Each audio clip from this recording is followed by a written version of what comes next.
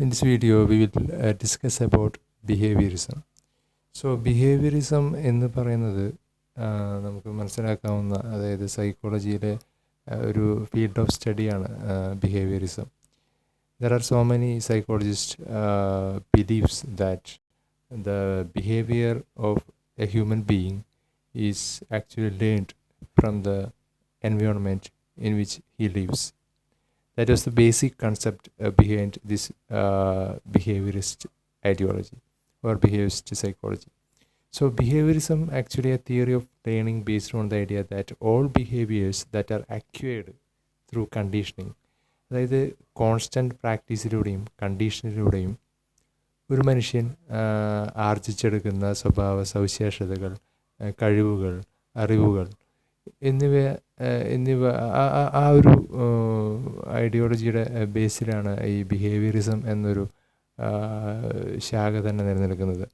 അപ്പോൾ ബിഹേവിയറിസ്റ്റുകൾ എന്നറിയപ്പെടുന്ന സൈക്കോളജിസ്റ്റുകൾ വിശ്വസിക്കുന്നത് ഇത്രയേ ഉള്ളൂ. അതായത് ഒരു മനുഷ്യൻ ആർജിച്ചെടുക്കുന്ന സ്വഭാവ സവിശേഷതകളും കഴിവുകളും അവൻ ജീവിച്ചിരിക്കുന്ന ആ ഒരു എൻവയോൺമെൻറ്റിൽ നിന്ന് കണ്ടീഷനിങ്ങിൽ കൂടെയും അതായത് പ്രാക്ടീസിലൂടെയും കണ്ടീഷനിങ്ങിൽ കൂടെയും നേടിയെടുക്കുന്നതാണ് എന്ന് പറയുന്നതാണ് ആക്ച്വലി ബിഹേവിയറിസം എന്നതുകൊണ്ട് അർത്ഥമാക്കുക.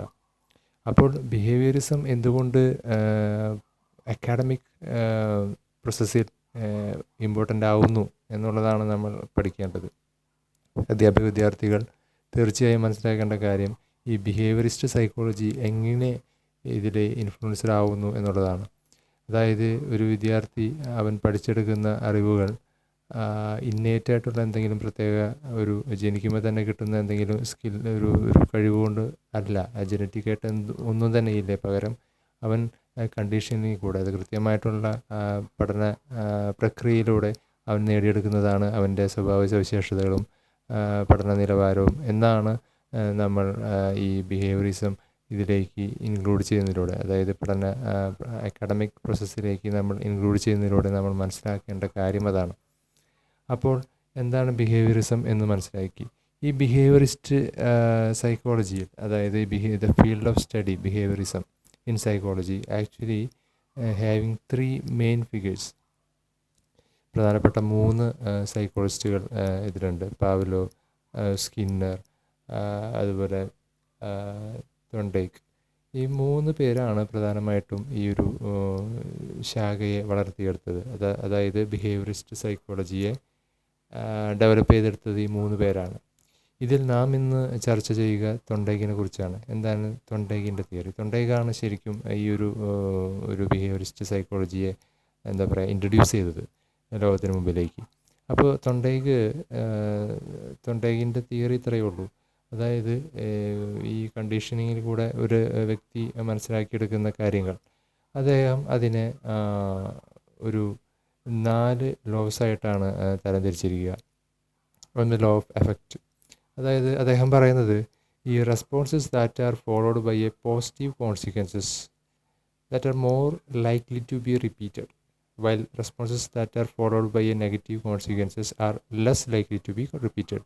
സോ ഇവിടെ പറയുന്നത് എന്താണെന്ന് വെച്ചാൽ ലോ ഓഫ് എഫക്റ്റിൽ ഇത്രയേ ഉള്ളൂ. ലോ ഓഫ് എഫക്റ്റ് എന്നുകൊണ്ട് അർത്ഥമാക്കുക അതായത് ഒരു വ്യക്തി ചെയ്യുന്ന പ്രവൃത്തി അതിൻ്റെ കോൺസിക്വൻസ്, അതായത് അനന്തരഫലം, ആ വ്യക്തി ചെയ്യുന്നതിന് അനന്തരഫലമായിട്ട് കിട്ടുന്നത് ഒരു പോസിറ്റീവ് റെസ്പോൺസ് ആണെങ്കിൽ ഇറ്റ് വിൽ ബി റിപ്പീറ്റഡ്. അതായത് അദ്ദേഹം പിന്നെയും അത് ചെയ്യും. അതായത് ഒരു കുട്ടി ക്ലാസ്സിൽ എപ്പോഴും നമ്മൾ ഈ സൈക്കോളജിസ്റ്റ് തിയറികൾ നമ്മൾ പഠിക്കുമ്പോൾ നമ്മൾ പഠിക്കേണ്ടത് വിദ്യാർത്ഥിയുമായി ബന്ധപ്പെടുത്തി വേണം എപ്പോഴും, അല്ലെങ്കിൽ ക്ലാസ് റൂമുമായി ബന്ധപ്പെടുത്തി വേണം എപ്പോഴും സൈക്കോളജിസ്റ്റ് തിയറികളെ നമ്മൾ അനലൈസ് ചെയ്യാനായിട്ട്.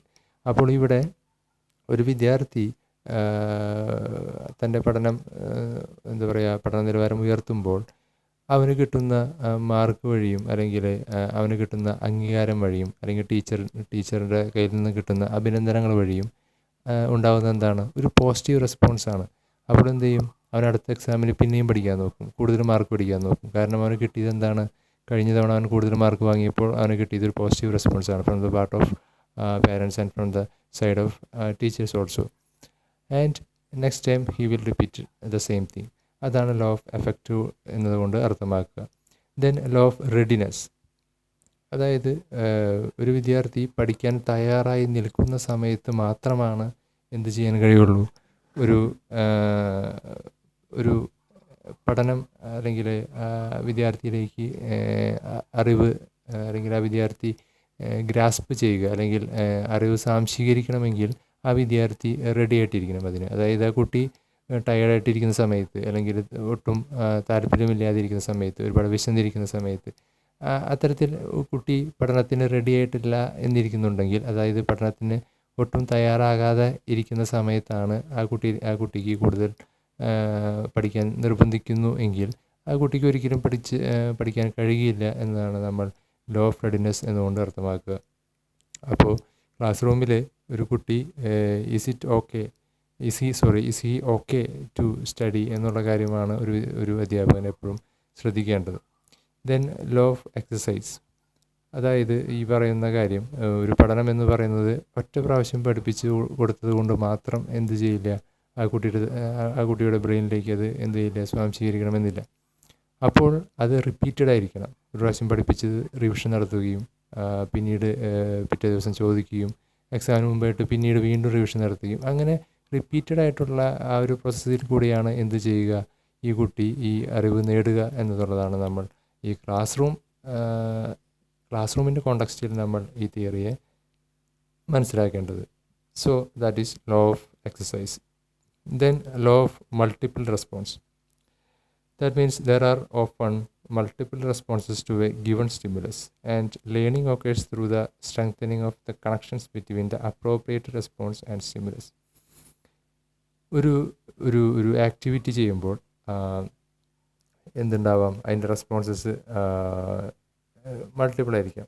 Often multiple responses to a given stimulus.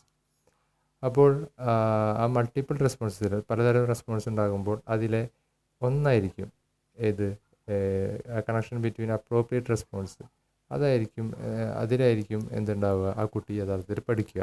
ആ കുട്ടിക്ക് ഉണ്ടാകുന്ന റെസ്പോൺസസിൽ ആ കുട്ടിക്ക് പഠിക്കാൻ തോന്നുക, മൾട്ടിപ്പിൾ റെസ്പോൺസസ് ഉണ്ടെങ്കിൽ തന്നെയും ആ കുട്ടിക്ക് പഠിക്കാൻ തോന്നുക ഏതെങ്കിലും ഒരു റെസ്പോൺസിലൂടെ ആയിരിക്കും ആ കുട്ടി പഠിക്കുക. ഒരു പക്ഷേ ടീച്ചേഴ്സിൻ്റെ ഭാഗത്ത് നല്ല വാക്കുകൾ കിട്ടുമ്പോൾ അത് നല്ലൊരു റെസ്പോൺസാണ്, ശരിയല്ലേ? അല്ലെങ്കിൽ പേരൻസിൻ്റെ ഭാഗത്ത് നല്ലൊരു റെസ്പോൺസ് കിട്ടുമ്പോൾ അത് നല്ല റെസ്പോൺസാണ്. ചിലപ്പോൾ പേരൻസ് എന്തെങ്കിലും സമ്മാനമായിട്ട് കൂടുതൽ മാർക്ക് വാങ്ങിയതിൻ്റെ ഫലമായി എന്തെങ്കിലും സമ്മാനം ഓഫർ ചെയ്യുകയാണെങ്കിൽ അത് ഒരു പോസിറ്റീവ് റെസ്പോൺസാണ്. പക്ഷേ എന്നിരുന്നാലും കുട്ടി യഥാർത്ഥത്തിലെ കുട്ടി അതിലെ കണക്ഷൻ കിട്ടുക അതിലെ ഏതെങ്കിലും ഒരു റെസ്പോൺസിലായിരിക്കും. അപ്പോൾ ഏത് റെസ്പോൺസിലാണോ ആ കുട്ടിക്ക് പഠന നിലവാരം ഉയർത്താൻ ആ കുട്ടിയുടെ മനസ്സിൽ തോന്നുക എന്നതാണ് പ്രധാനം. സോ ഇതാണ് തൊണ്ടേഗിൻ്റെ തിയറിയിൽ പറയുന്ന 4 ലോസ്.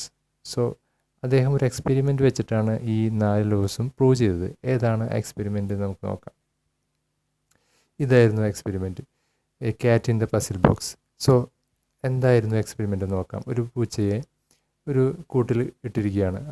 ആ ഒരു കൂട്ടിൽ എന്താണുള്ളത്, ഒരു ചെറിയൊരു സ്ട്രിങ് താഴോട്ട് തൂങ്ങി കിടക്കുന്നുണ്ട്, ഒരു ചെറിയ സ്ട്രിങ്. ആ സ്ട്രിങ്ങിൽ പിടിച്ച് വലിച്ചു കഴിഞ്ഞാൽ ഈ കൂട് തുറന്നു വരുന്നതാണ്. അത് ഈ പൂച്ചയ്ക്ക് എങ്ങനെ അത് മനസ്സിലാക്കി എന്നുള്ളതാണ് ഈ എക്സ്പെരിമെൻറ്റിനെ കുറിച്ച് പറയുക. അപ്പോൾ ഈ കൂടിന് പുറത്ത്, ഈ ബോക്സിന് പുറത്ത് ഫിഷ് വെച്ചിട്ടുണ്ട്, പൂച്ചയ്ക്ക് പ്രിയപ്പെട്ട ഫിഷ് വെച്ചിട്ടുണ്ട്. അപ്പോൾ ഈ ഫിഷ് കൂടിനുള്ളിലൂടെ പൂച്ച കാണുകയാണ്. ഏറ്റവും പ്രിയപ്പെട്ട തൻ്റെ ഭക്ഷണം മുമ്പിലിരിക്കുന്നത് പൂച്ച കാണുകയാണ്, കൂടിനുള്ളിലൂടെ കാണുകയാണ്. എന്നാൽ കൂട് തുറക്കാൻ കഴിയുന്നില്ല. പൂച്ചയ്ക്കറിയാം ഈ കൂട് തുറന്നു കഴിഞ്ഞാൽ, അല്ലെങ്കിൽ ഈ ഒരു പ്രതിബന്ധം മാറിക്കഴിഞ്ഞാൽ എനിക്ക് അങ്ങോട്ടെത്താം, എനിക്ക് ആ ഫിഷ് കഴിക്കാം എന്ന് പൂച്ചയ്ക്കറിയാം.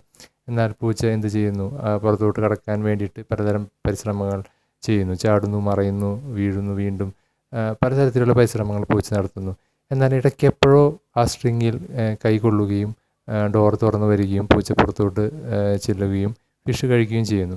പിറ്റേ ദിവസം ഇദ്ദേഹം വീണ്ടും ഈ എക്സ്പെരിമെൻ്റ് ആവർത്തിക്കുകയാണ്. പൂച്ചയെ വീണ്ടും കൂട്ടിലിടുന്നു, പൂച്ച വിശന്നിരിക്കുകയാണ്, ഇതുപോലെ ഫിഷ് കാണുന്നു, പുറത്തോട്ട് വരണമെന്നുണ്ട്, വീണ്ടും ചാടി മറയുന്നു, പെട്ടെന്ന് സ്ട്രിങ്ങിലേക്ക് വലിക്കുന്നു, പുറത്തോട്ട് വരുന്നു. അപ്പോൾ വീണ്ടും 3-ാമത്തെ ദിവസം ഇതുപോലെ തന്നെ എക്സ്പെരിമെൻ്റ് ആവർത്തിക്കുമ്പോൾ, ഇങ്ങനെ റിപ്പീറ്റഡ് ആയിട്ട് ഈ എക്സ്പെരിമെൻ്റ് ആവർത്തിച്ച് വരുമ്പോൾ എപ്പോഴോ പൂച്ചയ്ക്ക് മനസ്സിലായി, yes, it is the thing that lead to the opening of the door. അപ്പോൾ അങ്ങനെ പൂച്ച എന്ത് മനസ്സിലാകുന്നു, ഈ ഒരു സ്ട്രിങ്ങിലാണ് ഇതിൻ്റെ കാര്യം ഇരിക്കുന്നത് മനസ്സിലാക്കുന്നു. ദെൻ പിന്നീട് എന്ത് ചെയ്യുന്നില്ല, ഒരുപാട് സമയം വേസ്റ്റ് ആക്കാതെ തന്നെ പെട്ടെന്ന് തന്നെ സ്ട്രിങ്ങിൽ വലിക്കുന്നു, ഡോർ ഓപ്പൺ ആവുന്നു, പുറത്തോട്ട് വരുന്നു, ഫിഷ് കഴിക്കുന്നു. ഓക്കെ, ദെൻ ഇതാണ് ഈ ഒരു എക്സ്പെരിമെൻറ്റിൽ നിന്ന് അദ്ദേഹം പ്രൂവ് ചെയ്തത്. അതായത് പൂച്ചയ്ക്ക് പൂച്ച മൾട്ടിപ്പിളായിട്ട്, അതായത്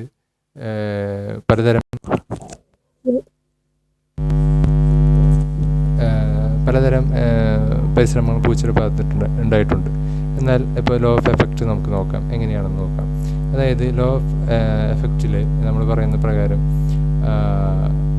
ഒരു പോസിറ്റീവ് റെസ്പോൺസാണ് ഉണ്ടായതെങ്കിൽ എന്ത് ചെയ്യും?